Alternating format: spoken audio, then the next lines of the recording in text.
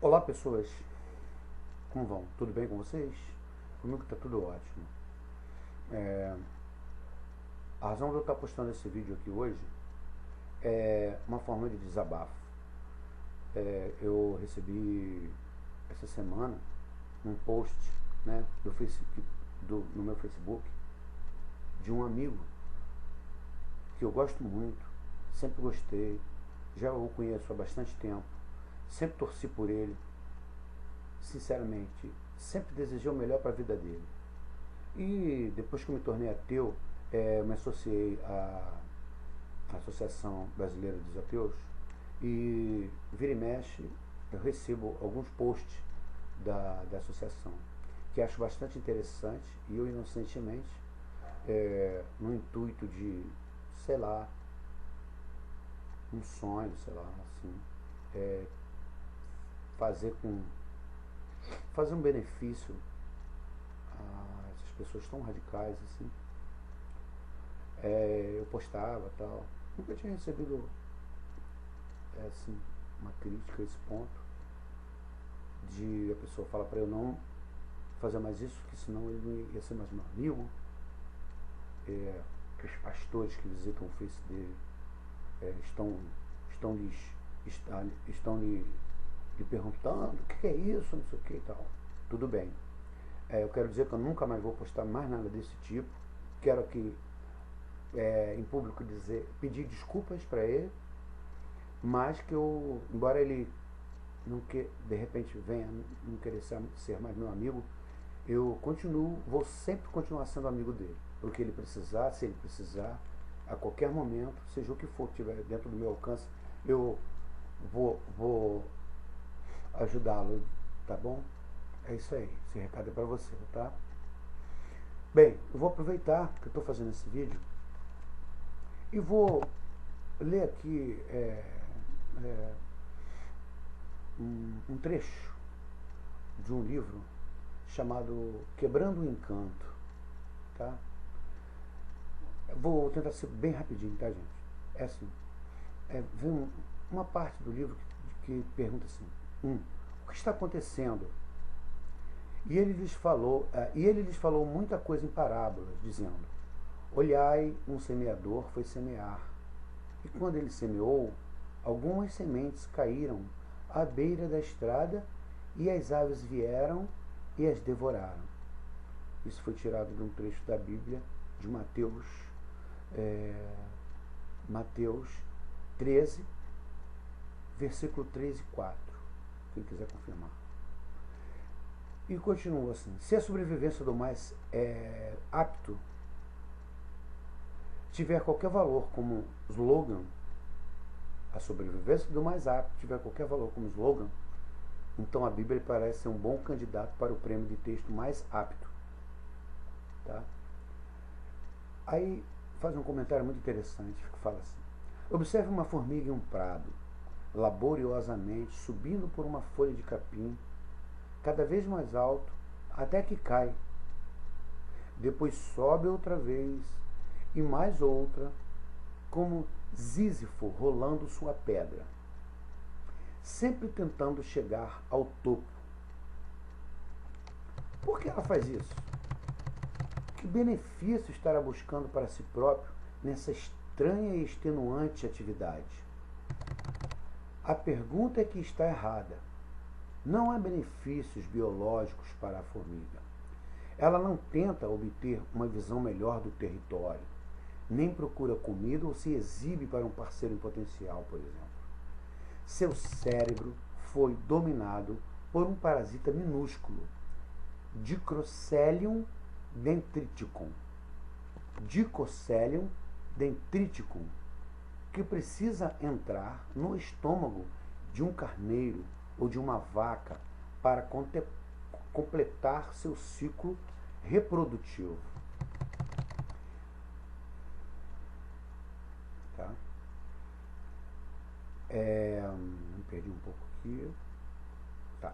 Esse pequeno verme cerebral dirige a formiga a uma situação que beneficie sua progênie e não a da formiga. esse não é um fenômeno isolado. Do mesmo modo, parasitas manipuladores infectam peixes e camundongos, entre outras espécies. Esses caronas fazem com que seus hospedeiros se comportem de modos bizarros, até mesmo suicidas, para benefício do parasita, não do hospedeiro. Tá? Será que com os seres humanos acontece alguma coisa parecida? Acontece sim. Com grande frequência encontramos seres humanos que deixam de lado seus interesses pessoais, sua saúde, suas oportunidades de terem filhos e dedicam a vida inteira a promover uma ideia que se fixou em seus cérebros. A palavra árabe, Islã, significa submissão, e todo bom maometano dá testemunho disso, reza 5 vezes por dia, dá esmolas, jejua durante o Ramadã e tenta fazer a peregrinação ao Hajj, a Meca. Tudo em nome da ideia de Alá e de Maomé, o mensageiro de Alá. Cristãos e judeus fazem coisa parecida, é claro, devotando a vida a disseminar a palavra, fazendo sacrifícios enormes, sofrendo bravamente, arriscando a vida por uma ideia. Os Sikhs, os hindus e os budistas fazem o mesmo. E não nos esqueçamos dos muitos milhares de humanistas seculares que deram a vida pela democracia, pela justiça ou pela simples verdade. Há muitas ideias pelas quais se pode morrer. Nossa possibilidade de dedicar nossa vida a algo que consideramos mais importante que o nosso bem-estar pessoal ou nosso próprio imperativo biológico de ter filhos é um dos aspectos que nos diferenciam do resto do mundo animal. Uma mãe ursa defenderá bravamente um espaço que tem alimentos e defenderá com ferocidade a sua cria, ou até sua toca vazia. Provavelmente, contudo, já morreu mais gente na brava tentativa de proteger locais e textos sagrados do que na tentativa de proteger reservas de alimentos para seus filhos e suas casas, como outros animais. Temos desejos inatos de nos reproduzir, de fazermos o que for necessário para atingir essa meta. Mas também temos crenças e a capacidade de transcender todos os imperativos genéticos.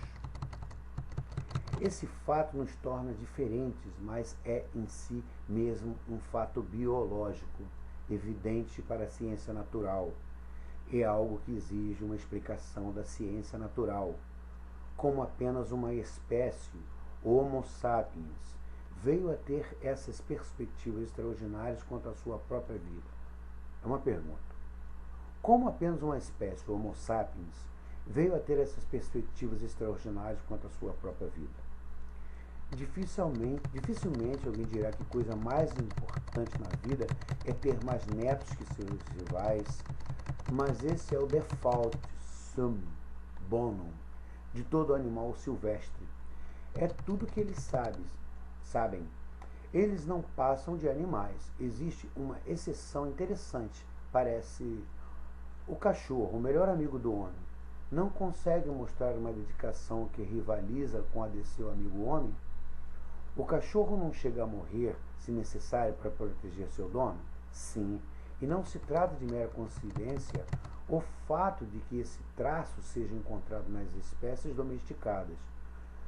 Os cachorros de hoje não são descendentes daqueles que nossos ancestrais mais amaram e admiraram no passado, sem sequer tentar criá-los para a lealdade. Conseguiram que isso acontecesse tirando o que há de melhor, de seu ponto de vista, do nosso ponto de vista, nos animais que nos servem de companhia. Será que, inconscientemente, modelamos essa dedicação a um dono segundo nossa própria devoção a Deus? Pergunto de novo. Será que, inconscientemente, modelamos essa dedicação a um dono segundo nossa própria devoção a Deus? Estaríamos modelando os cachorros à nossa própria imagem? Talvez. Mas então, de onde tiramos nossa devoção a Deus? É provável que a comparação com que comecei este livro entre um verme parasita que invade o cérebro de uma formiga e uma ideia que invade um cérebro humano pareça um tanto forçada e também ultrajante. Ao contrário dos vermes, as ideias não são seres vivos e não invadem cérebros, elas são criadas por cérebros. As duas coisas são verdadeiras, mas não são objeções tão reveladoras como a princípio parecem. Ideias não são seres vivos. Elas não conseguem enxergar aonde estão indo e não têm membros com os quais guiar um cérebro hospedeiro, mesmo que conseguíssemos enxergar. É verdade. Mas um Dicrocelium dentriticum também não é exatamente um cientista de foguetes espaciais. Não é mais inteligente que uma cenoura, na verdade. Nem sequer tem um cérebro. Tudo que tem é a boa sorte de ser dotado com características que afetam os cérebros de formigas. Dessa maneira útil, sempre que entra em contato com elas. Essas características são como as manchas semelhantes ao olho nas asas, a olhos nas asas de borboletas, que algumas vezes enganam as aves predadoras, fazendo-as pensar que algum animal grande a está olhando. Os pássaros se afastam, as borboletas se beneficiam, mas sem mérito algum por isso. Uma ideia inerte, se for projetada acertadamente, poderá ter um efeito benéfico sobre um cérebro sem precisar saber que isso está acontecendo. E se tiver, ela poderá prosperar porque é feita por aquele projeto. A comparação entre a palavra de Deus e um Dicrocelium dentriticum é inquietante, mas a iniciativa de comparar uma ideia a uma coisa viva não é nova. Tem uma partitura de música escrita em pergaminho de meados do século XVI que achei há meio século em um sebo de Paris. O texto, em latim, conta a moral da parábola do semeador, Mateus 13. Semen est verbum Dei, ator autem Christus. A palavra de Deus, uma semente, e o semeador da semente é Cristo. Parece que essas sementes se enraizam em indivíduos e fazem com que esses seres a disseminem por toda parte.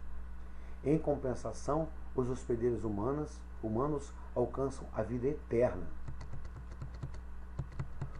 Como as ideias são criadas pelas mentes?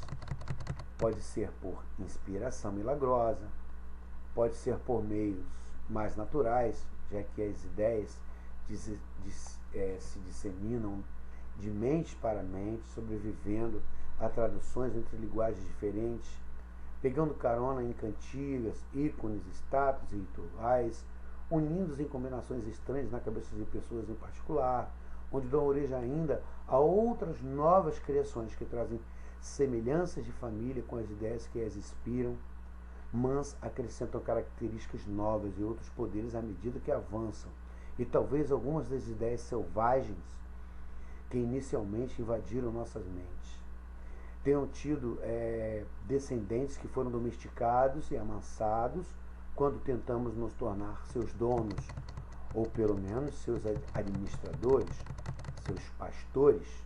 Quais são os antepassados das ideias domesticadas que hoje se disseminam? Onde e por que elas foram originadas? E uma vez que nossos antepassados assumiram o objetivo de disseminar essas ideias, não apenas as abrigando, mas nutrindo-as, como essa crença na crença, transformando as ideias que estão sendo difundidas. As grandes ideias da religião têm nos mantido, nós, seres humanos, enfeitiçados há milhares de anos, ao longo de um tempo maior que o da história registrada. Porém, ainda um breve momento em termos de tempo biológico. Se quisermos compreender a natureza da religião hoje, como biológico, né? Se quisermos compreender em termos de tempo biológico. Se quisermos compreender a natureza da religião hoje como um fenômeno natural, devemos examinar não apenas o que ela é hoje, mas o que era antes. Um relato das origens da religião nos próximos 7 capítulos irá nos dar uma nova perspectiva para examinar. Nos últimos 3 capítulos, o que a religião é agora, porque ela significa tanto para tanta gente, e sobre o que elas podem ter ou não razão em seu entendimento como pessoas religiosas. Aí poderemos ver melhor aonde a religião poderá ir no futuro próximo, no futuro desse planeta. Não consigo pensar um tópico mais importante para ser investigado. Vou só mais um trechinho aqui. Uma definição que funciona para a religião. Os filósofos ampliam o significado das palavras até que elas poucos conservem de seu significado original. Ao chamar de Deus alguma abstração vaga que criaram para si mesmo, eles se apresentam como deístas, ou teístas, né? Crentes, ante o mundo. Podem até se orgulhar de terem atingido uma ideia mais elevada e mais pura de Deus, embora o Deus deles não passe de uma sombra sem substância e não sejam mais a personalidade poderosa da doutrina religiosa. Quem falou isso foi Freud, no livro O Futuro de uma Ilusão. Como defino religião? Não importa apenas como a defino, já que tenho planos de examinar e discutir os fenômenos seus vizinhos que provavelmente não são religiões, espiritualidades, compromisso com organizações seculares, devoção fanática a grupos étnicos ou times esportivos, superstição. Então, seja onde for que eu trace o limite, de qualquer modo irei ultrapassá-lo. Como se verá, aqui em geral chamamos de religião é composto de uma variedade de fenômenos bastante diferentes, que surgem de circunstâncias diferentes e têm diferentes implicações, formando uma família frouxa de fenômenos, não um tipo natural, como um elemento químico ou uma espécie. Qual a essência da religião? Essa pergunta deve ser encarada com certa desconfiança, ainda que haja uma afinidade profunda e importante entre muitas ou menos a maioria das religiões do mundo. Certamente há variações que compartilham de alguns aspectos típicos, ao mesmo tempo que carecem de uma ou outra feição essencial. Assim como a biologia da evolução progrediu durante o século passado, nós aos poucos avaliamos os motivos profundos para agrupar as coisas vivas do mundo como fazemos. Esponjas são animais, e as aves têm relações mais estreitas com os dinossauros que os sapos. E novas surpresas ainda são descobertas a cada ano. Dessa forma, deveríamos prever e tolerar alguma dificuldade na tarefa de chegar a uma definição à prova de contra-exemplos para algo tão diverso e complexo como a religião. Tubarões e golfinhos se parecem bastante e apresentam vários comportamentos semelhantes, mas não são de jeito algum o mesmo tipo de coisa. Talvez uma vez conhecido melhor o campo inteiro. Vejamos que o budismo e o islamismo, apesar de todas as suas semelhanças, merecem ser considerados como duas espécies de fenômenos culturais diferentes. Podemos começar com o senso comum e a tradição, considerando-os os dois religiões. Mas não devemos nos deixar cegar pela perspectiva de que nossa classificação inicial pode ter de se ajustar à medida que aprendemos mais, porque dar de mamar a seus filhotes é mais fundamental que viver no mar. Por que dar de mamar aos seus filhotes é mais fundamental que viver no mar? Por que ter uma coluna vertebral é mais fundamental que ter asas? Agora, isso pode parecer óbvio, mas não era óbvio no raiar da biologia. E por aí vai. Olha, eu aconselho a leitura, tá? Desse livro, Quebrando o Encanto. Tá bom, gente? Eu vou ficar por aqui. O autor desse livro chama-se Daniel C. Dennett, ok? Quem quiser se aprofundar, quem quiser saber mais sobre as coisas, eu sei que todo mundo lá no fundo tem aquela perguntinha, né? Aquela duvidazinha. Eu, pelo menos, desde que me entendo por gente, me questiono a respeito de muitas coisas. A respeito mesmo da religião e desse Deus invisível, dessa criatura, de Deus como criatura que ninguém nunca viu e ninguém nunca vê, mas que acredita. E, enfim, eu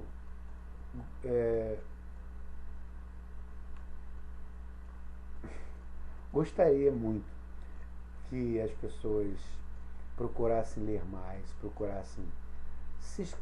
Não sou dono da verdade, enfim, não sou contra a religião, pelo contrário, tenho amigos religiosos, assim, porra, os caras, cabeção, na boa, a gente não discute sobre essas coisas, discute sim sobre música, né? Meu amigo Márcio Mavieira, grande abraço. Enfim, entre tantos outros, né? Que tem a sua religiosidade ou que acreditam nesse Deus e se sentem bem com isso. Se as pessoas se sentem bem, ótimo, maravilha. Eu me sinto bem não acreditando em Deus, mas nem por isso eu sou uma aberração, tá legal? Um abraço a todos, beijo no coração de vocês, fui.